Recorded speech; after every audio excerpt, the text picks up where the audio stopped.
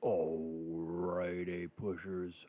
Welcome to another episode of Mr. B AP US History. This time it's the Revolution of 1800, also known as Jefferson's Presidency. A Republican Empire is born. 1787 1820. Quote Thomas Jefferson, first inaugural address, March 4th, 1801. But every difference of opinion is not a difference of principle. We have called by different names brethren of the same principle. We are all Republicans. We are all Federalists. If there be any among us who would wish to dissolve this union or to change its Republican form, let them stand undisturbed as monuments of the safety which error of opinion may be tolerated. On to the notes. The Revolution of 1800. The election of 1800. John Adams, running for the Federalists, sitting president, versus Thomas Jefferson for the Democratic Republicans. It was a bitter, no-holes-barred contest, personal attacks, mudslinging galore, a whispering campaign. Federalists, Democratic Republicans, not even drinking in the same bars. Jefferson barely beats Adams. And, in a weird twist, there's a tie in the Electoral College between Jefferson and Aaron Burr, who Aaron Burr was supposed to be running for Jefferson as vice president.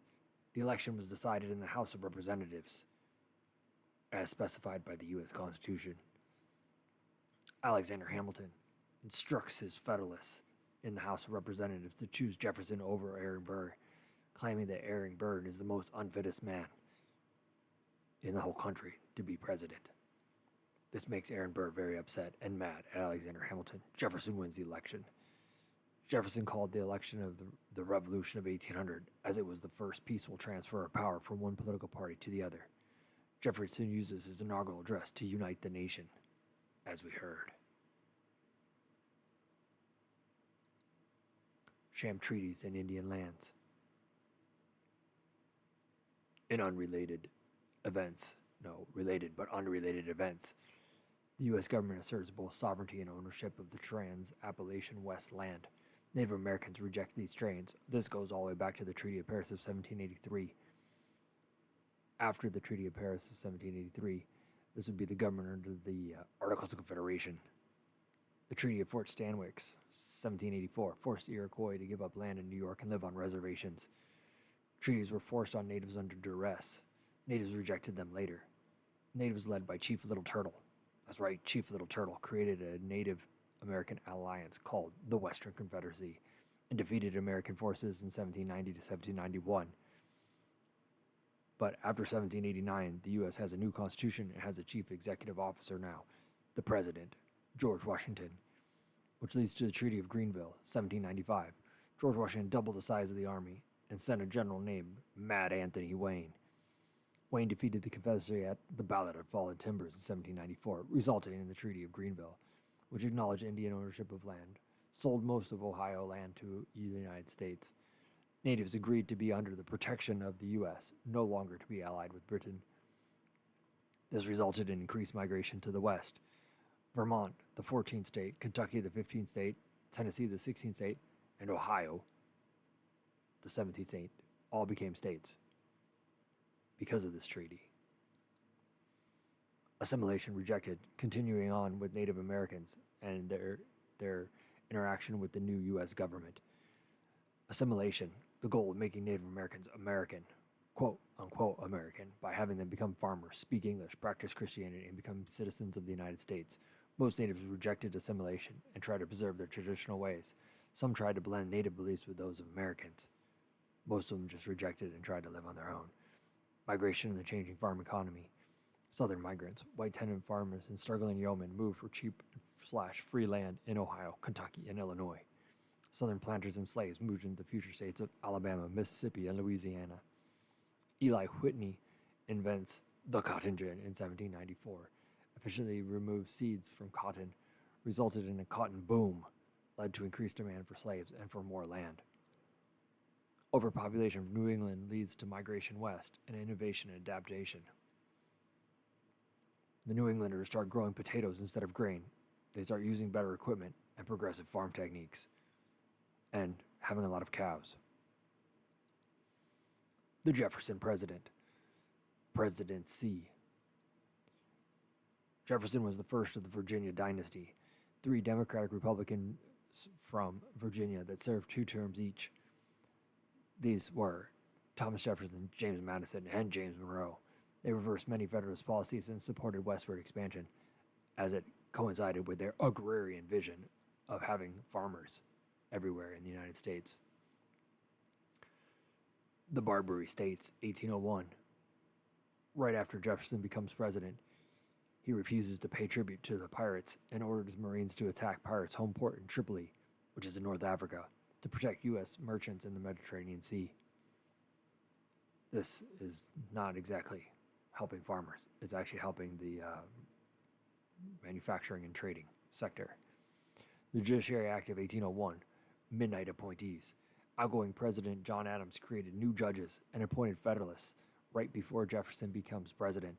This is because judges are appointed for life, and so Jefferson would not be able to remove them, and they would be able to make Federalist decisions even though Jefferson wasn't going to be the president. Jefferson refuses to enact these new judges, leading one of them to sue. His name was Marbury, so it became Marbury versus James Madison, who was the Secretary of State to Thomas Jefferson. This was decided in 1803. Chief Justice John Marshall, a Federalist, established the principle of judicial review.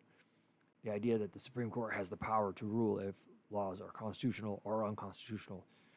Judicial review enhances checks and balances and becomes one of the principles of the Constitution. Reversal of Federalist policies.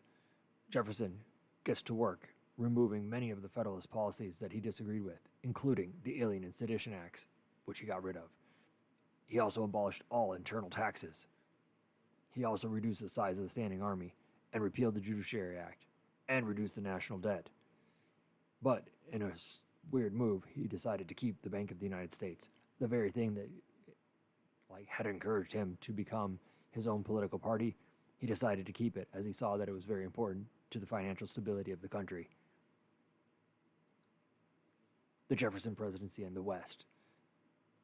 The next thing that was going to really test Jefferson's strict interpretation of the Constitution was the Louisiana Purchase of 1803. Emperor France Napoleon needs money to fund his wars against England and sells the entire Louisiana territory for $15 million. This is one heck of a deal. Jefferson cannot pass this up. It's too good. He's forced to loosely interpret the Constitution in order to purchase the land. This doubles the size of the United States and will help him continue his idea of a country of farmers. Secessionist schemes. Secessionist schemes. New territory creates fear in New England. They're worried that they will lose political power. Aaron Burr plots secession. New England is going to create its own country and break away from the rest of the country to protest against the Virginia dynasty. Hamilton calls out Burr. Burr calls out Hamilton to a duel and kills him. The Federalists have lost their most important leader. Burr, who was currently the vice president, is forced to flee west as soon as he becomes not the vice president anymore in 1804. He plots secession again, this time in Louisiana, but it fails. He's then put on trial for treason, but found not guilty and flees to Europe, where he lives out the rest of his days. Although, perhaps he comes back at the very end. Lewis and Clark, Sacagawea. Lewis and Clark are sent by Jefferson to explore and document the newly acquired Louisiana territory. They traveled all the way to the Pacific Ocean and had the help of Sacagawea, a Native American guide and translator. They created maps and reported on all the amazing land that was open to future settlement. I think that's the end of the notes. Thank you all for listening. Make sure you like, comment, subscribe, and add. And remember, Mr. BAP US History, the only place for A-Push news, A-Push notes, and knowledge. Until next time, this is Mr. BAP US History.